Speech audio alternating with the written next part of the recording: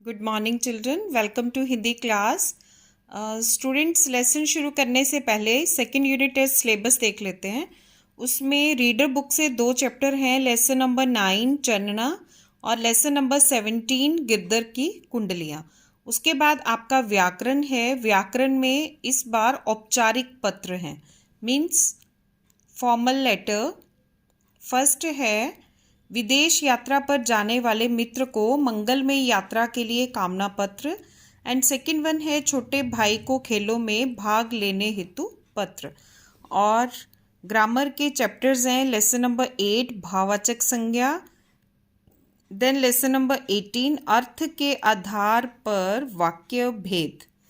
उसके बाद है लेसन नंबर 30 लोकोक्तियाँ 1 to 10। तो स्टूडेंट, सबसे पहले आज हम करेंगे lesson number 9 from reader book Channa. चलिए स्टार्ट करते हैं। Lesson number 9 Channa. जो चनना है ये एक युवा किसान का नाम है, चन्ना। तो इस चैप्टर में क्या बताया गया है कि ये जो स्टोरी है राजस्थान की है। तो राजस्थान में सदा से ही पानी की कमी रही है। ऐसे में यदि वर्षा ना हो तो खेत सूख जाते हैं। सूखे की मार झेल रहे आदिवासी गांव का एक किसान है चन्ना। उसे आशा है कि वर्षा जरूर होगी। इस कहानी में आदिवासियों के घर और उनकी अतिथि सेवा का सुंदर वर्णन किया गया है। मीन्स जो चन्ना है वो आदिवासी किसान है और राजस्थान में जो है हमेशा से ही पानी की कमी रहती है, तो वहाँ पर सूखा पड़ गया है।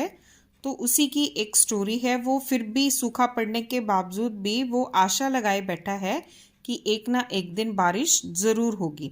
तो इस कहानी में क्या बताया गया कि जो आदिवासी लोग हैं वो कैसे होते हैं, कैसे वो रहते हैं और उनकी अतिथि सेवा कैसी होती है। मीन्स वो अगर उनके घर में कोई अतिथि आता है तो वो उसकी सेवा किस तरह से करते हैं। तो ये जो स्टोरी है बहुत इंटरेस्टिंग है। तो एक पत्रकार है, ठीक है, पत्रकार है। तो उनकी ड्यूटी लगी है कि वो अकाल ग्रस्त क्षेत्रों का दौरा करें, ठीक है, विजिट करें। तो वो ऐसे ही एक गांव में जाती है, राजस्थान का एक गांव है, वहाँ पर जाती है। तो उसकी मुलाकात एक व्यक्ति से होती है, किसान से होती है जिसका नाम है चन्ना। तो उसी के बारे में उसने बताया है, जो पत्रकार है उसने बताया है कि जैसे ही वो चन्ना से मिलती है, एक तो वो बहुत ही कर्मठ और साहसी है। मीन्स बहुत साहस वाला है, बहुत मेहनत वाला है और वो इस तरह से अपने काम में मग्न है कि उसके पास में कौन आ रहा है कौन नहीं आ रहा उसे ये पता ही नहीं चलता। तो जो पत्रकार है वो चन्ना के बारे में कुछ जानना चाहती है, उसके साथ बातचीत करती है। तो वो देखती है कि जो चन्ना है वो बहुत ही अच्छा व्यक्ति है और वो गांव के बारे में उससे बात करता है। तो यहाँ पर एक पैराग्राफ दिया हुआ है। उस गांव में भीलों के लगभग 40 घर थे। भील एक जाति है, आदिवासी जाति। तो उस गांव में भीलों के लगभग 40 घर थे। दूर दूर बनी झुंपड़ियाँ और सूखी घास से ढकी पहाड़ियाँ, इसके बीच में झांकते पत्थर और रेत मानो हरियाली का उपहास कर रहे हों।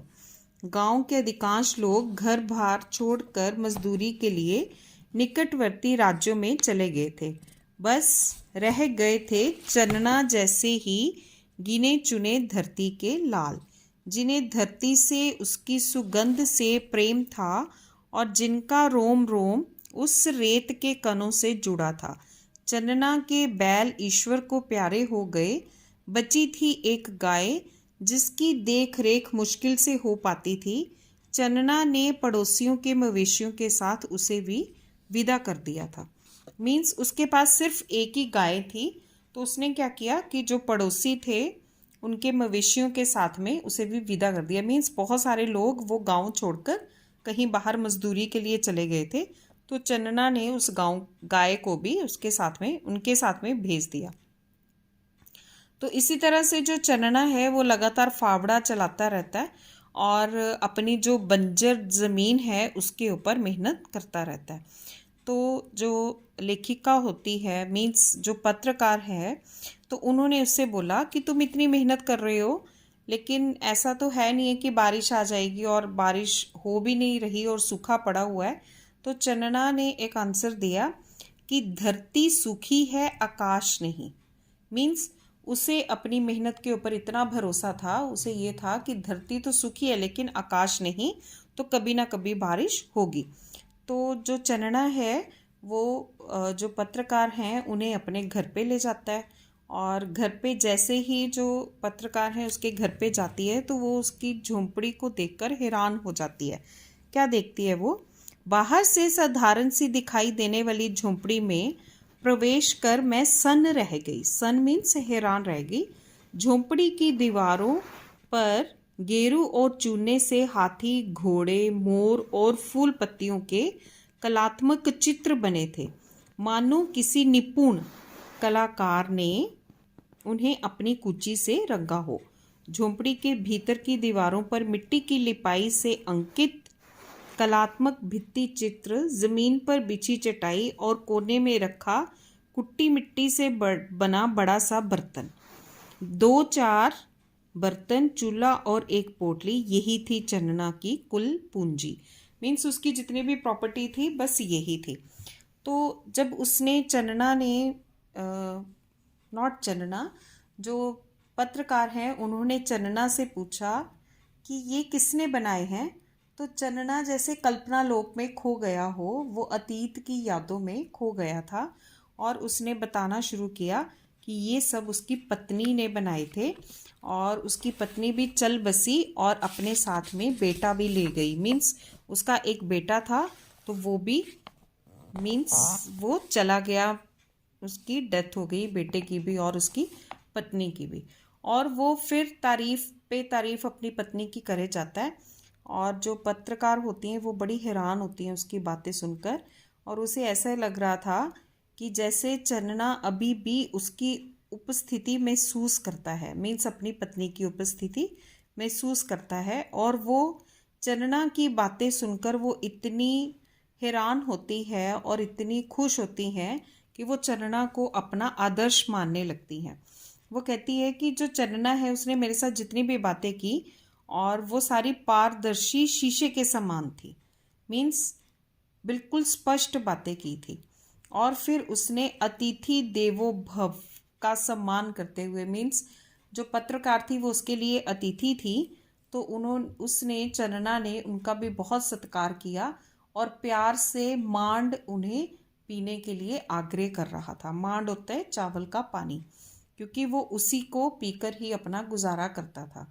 फिर जैसे लेखिका नॉट लेखिका पत्रकार जो है वो कहती हैं कि धीरे धीरे ये सब बातें हो गई, टाइम बीत गया, तो फिर काफ़ी समय बाद एक बार मैं कहीं और राजस्थान में कहीं और जा रही थी, तो वहाँ पर वो सारे मिलकर चाय पी रहे थे, तो वहाँ पर उसने देखा कि कोई मुझे बुला रहा है, तो वो एकदम से चौंकी कि ये कौन है, वो हैरान हो गई।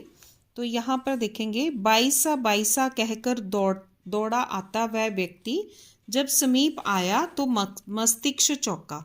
अरे चंदना, तुम यहाँ क्या हाल बना रखा है? चंदना की आंखों में चमक थी, लेकिन चेहरे पर दुख की रेखाएं थी।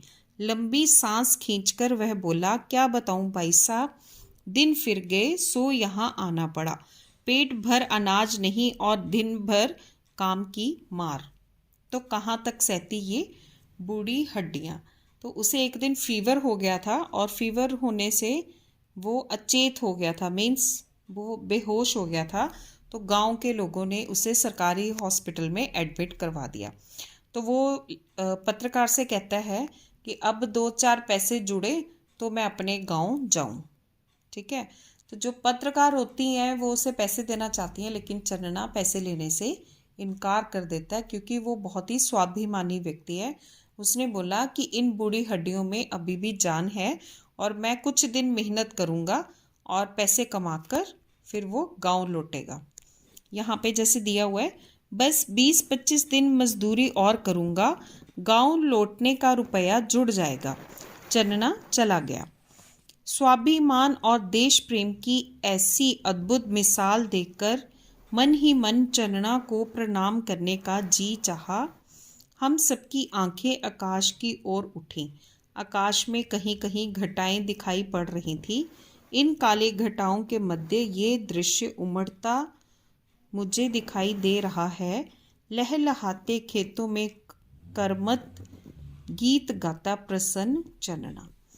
तो लेखिका पत्रकार जो होती हैं वो इसके बारे में बताती हैं कि जो चन्ना है वो बहुत ही कर्मठ, साहसी और मेहनत करने वाला व्यक्ति है और वो आशावादी है। मीन्स उसने इस चीज़ की आश नहीं छोड़ी कि बारिश नहीं होगी। उसे उम्मीद है कि एक ना एक दिन बारिश ज़रूर होगी और वो मेहनत करता रहता है।